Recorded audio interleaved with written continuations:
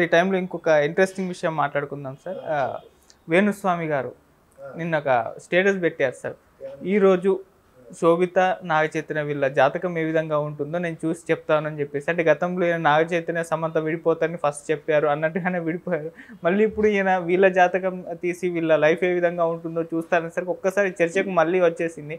ఏం చెప్తారా అని చెప్పేసి. మరి మీరేం చెప్తారు సార్ దీనికి? This is what is called rubbing on the wrong side అంటారు. శుభవాని ఫస్ట్ వైఫ్తో విడిపోయాడు నాగ చైతన్య. శుభవాని మరొక అమ్మాయిని పెళ్లి చేసుకుంటున్నారు. ఎంత సెలబ్రిటీలు అయినా సరే ఈ ఈ జాతకాల ప్రకారం మళ్ళీ వీళ్ళు విడిపోతారు, వీళ్ళు కలుస్తారు. ఇప్పుడు జాతకం అనేటటువంటిది ఇట్స్ నాట్ ఏ సైన్స్. సైన్స్ను నమ్మాలి.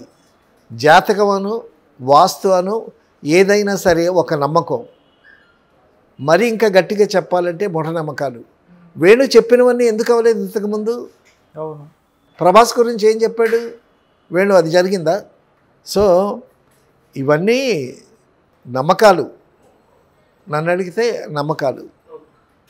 ఇప్పుడు వాస్తుని భయంకరంగా నమ్ముతాం ఇండియాలో. మరి అడ్వాన్స్డ్ కంట్రీస్లో 100 ఫ్లోర్లు ఉంటాయి. ఆ 100 ఫ్లోర్లకి ఆ వాస్తు ఎక్కడ ఉంటుంది?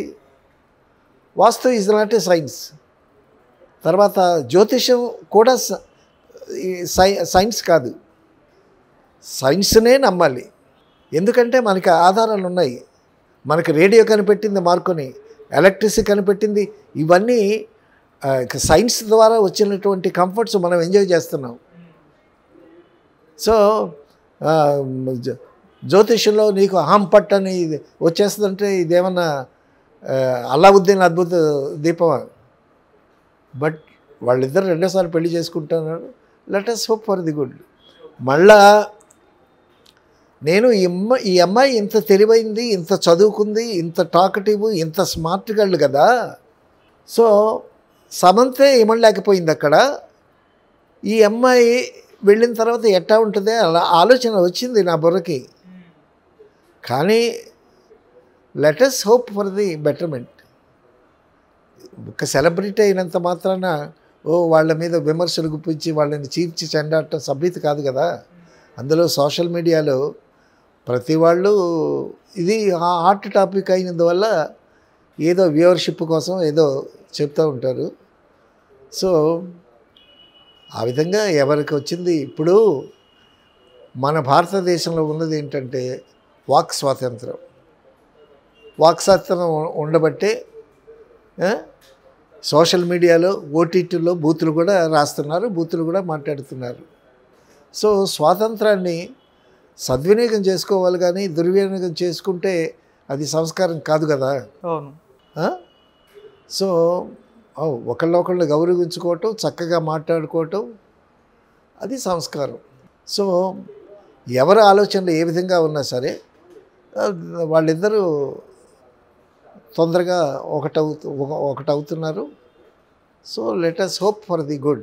ఓకే. అలాగే సార్, ఇప్పుడు సమంత గారు మరి ఇంకా రియాక్ట్ అవ్వలేదు వీళ్ళ ఎంగేజ్మెంట్ పైన.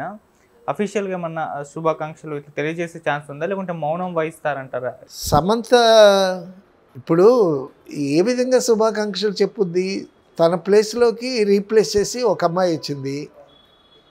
చెబితే నాగ చైతన్యతో చెప్పాలి శుభాకాంక్షలు. సో ఫ్రెండ్లీగా అది ఒక మంచి కల్చర్. అది అసలు కళ్ళమట్టి నీళ్ళు పెట్టుకుంటుంది సమంత. ఇంకేం చెప్పుద్ది? చెబితే మంచిదే, ఒక ఫ్రెండ్లీగా ఉంటే మంచిదే. ఇప్పుడు పవన్ కళ్యాణ్ గారు ఉన్నారు. పవన్ కళ్యాణ్ ఇప్పుడు ఆవిడతో రష్యన్గా ఆవిడతో ఉన్నారు. అంతకుముందు వైఫ్ చక్కగా ఉంటుంది. ఆవిడ పేరు అన్నా లెజినో. ఒక ముందు రేణు దేశాయ్ గారు. రేణు దేశాయ్ గారు. నాకు అనిపిస్తుంది రేణు దేశాయ్ మళ్ళీ పిల్లలు ఉన్నారు, పిల్లల్ని బాగా చూసుకుంటున్నారు. పవన్ కళ్యాణ్ వాళ్ళిద్దరు కలిసి ఉంటే బాగుండేది అనేటటువంటి అనే అభిప్రాయం పర్సనల్గా నాకుంది. తర్వాత పవన్ కళ్యాణ్ విజయాన్ని ఆవిడ ఆస్వాదిస్తుంది, చాలా సంతోషపడుతుంది.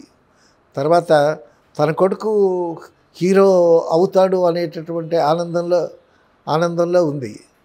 బట్ మరి అక్కడ ప్లేస్ ఖాళీ లేదు కదా, అక్కడ పోస్ట్ ఫిలప్ అయిపోయింది, అర్నాలేసిన బాబు ఉంది. తర్వాత పవన్ కళ్యాణ్కి శుభాకాంక్షలు చెప్పినటువంటి అని కూడా విన్నాను నేను. So that is a good culture, అది మంచి మేనర్స్. ఎందుకంటే విడిపోయిన తర్వాత కూడా గ్రీవెన్సెస్ లేకుండా ఎక్కడన్నా కలిస్తే ఫంక్షన్లో కలుస్తారు, కలిస్తే హలో బాగున్నారా అంటే బాగున్నాను అనేటటువంటి ఒక ఎక్సర్సైజ్ చేసుకోవటానికి అది that is a well being mannered, ఒక మంచి సాంప్రదాయం అది. అటువంటి దాన్ని మనం ఆహ్వానించాలి. ఇప్పుడు ఈ శోభిత ఎంతవరకు ఫిట్ అవుతుందా లేదా అనేది చాలామంది సోషల్ మీడియాలో కూడా చెప్తున్నారు. సో ఫిట్ ఇన్ అవుతుందా లేదా అనేది దట్ ఈస్ దెయిర్ హెడేక్, మనకేముంది, బికాస్ దే ఆర్ లెజెండ్స్. కాబట్టి మనం మాట్లాడుకుంటూ ఉంటాం. Okay sir, thank you so much sir. Thank you.